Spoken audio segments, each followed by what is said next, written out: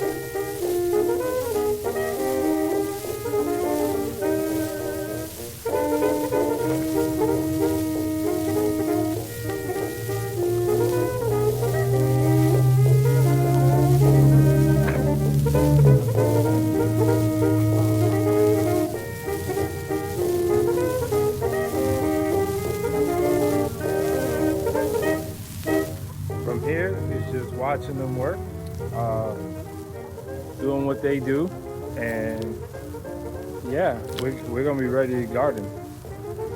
And then we reach a point when they are done with their shift, and they kind of say,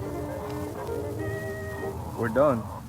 All right, and then let me see if I can get a good shot here.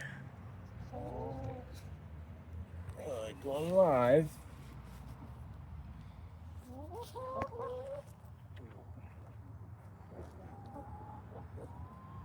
I'm gonna move this.